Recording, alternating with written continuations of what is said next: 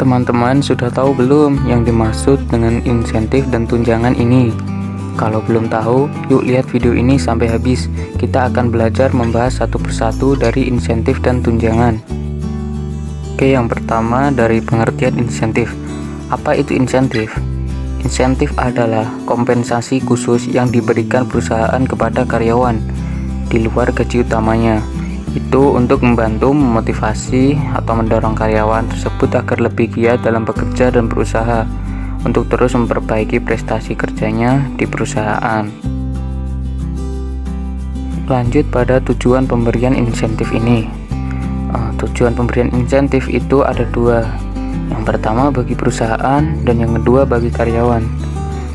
Bagi perusahaan itu ada 3 macam. Itu bisa menjaga loyalitas para pekerja yang berkualitas. Selanjutnya, mempertahankan dan meningkatkan moral kerja para pekerja. Nanti bisa terlihat dari kehadiran pekerja dan tingkat perputaran tenaga kerja. Juga bisa meningkatkan produktivitas perusahaan, hasil produksi dan penjualan. Itu akan bertambah untuk setiap unit persatuan waktu. Nah, tujuan insentif bagi karyawan.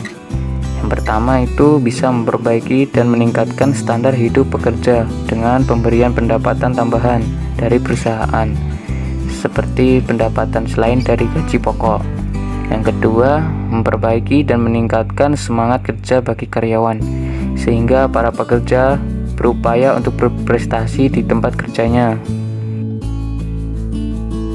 Tipe-tipe insentif bagi karyawan. Insentif yang diberikan untuk mengapresiasi kinerja karyawan umumnya diberikan sebagai bonus di luar gaji. Biasanya, insentif diberikan sebagai imbalan atas hasil kerja yang telah dilakukan. Insentif dalam suatu perusahaan dapat dijadikan sebagai kontribusi yang baik untuk menambah semangat dan gairah kerja karyawan. Nah, apa saja jenis-jenis insentif tersebut? Yang pertama, bonus. Merupakan jenis insentif yang banyak diberlakukan di berbagai perusahaan. Seorang karyawan tidak harus selalu mencapai target terlebih dahulu untuk mendapatkan bonus.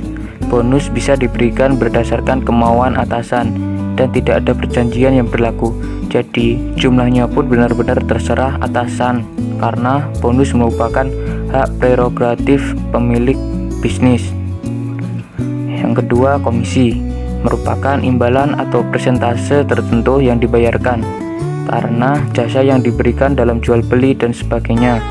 Jika dibandingkan dengan bonus, komisi biasanya memiliki aturan yang lebih mengikat karena jumlahnya sudah ditentukan di awal. Komisi hanya bisa diberikan apabila target yang disepakati di awal bisa tercapai. Bila target tidak tercapai, maka secara otomatis komisi tidak akan keluar. Oke, lanjut tipe insentif bagi karyawan. Yang ketiga itu dari profit sharing. Merupakan insentif yang memungkinkan karyawan memperoleh bagian dari keuntungan perusahaan. Mencakup pembayaran berupa sebagian hasil laba yang disetorkan kepada setiap peserta. Sistem ini merupakan sekian persen dari laba yang melebihi jumlah tertentu. Seluruh karyawan akan menerima berupa share laba dalam satu periode waktu tertentu. Lanjut yang keempat yaitu jaminan sosial berkaitan dengan kesejahteraan karyawan. Misalnya pemberian pengobatan secara cuma-cuma, pemberian rumah dinas, hingga kemungkinan pembayaran secara angsuran atas barang-barang yang dibeli. Bisa juga hadir dalam bentuk pemeliharaan jaminan tunjangan hari tua, jaminan kesehatan, rekreasi, dan lainnya. Yang kelima yaitu time off benefit adalah pembayaran upah saat waktu tidak bekerja. Artinya, gaji karyawan tetap dihitung utuh meskipun dia tidak masuk bekerja. Misalnya, seperti istirahat dalam periode waktu cuti liburan, tidak bekerja karena sakit, dan alasan lain seperti kecelakaan, kehamilan, dan upacara pemakaman. Lanjut yang ke tunjangan. Pertama, pengertian dari tunjangan. Tunjangan adalah setiap tambahan benefit yang ditawarkan pada pekerja. Misalnya, peminjaman pemakaian kendaraan dari perusahaan, makan siang gratis, bunga pinjaman yang rendah atau tanpa bunga.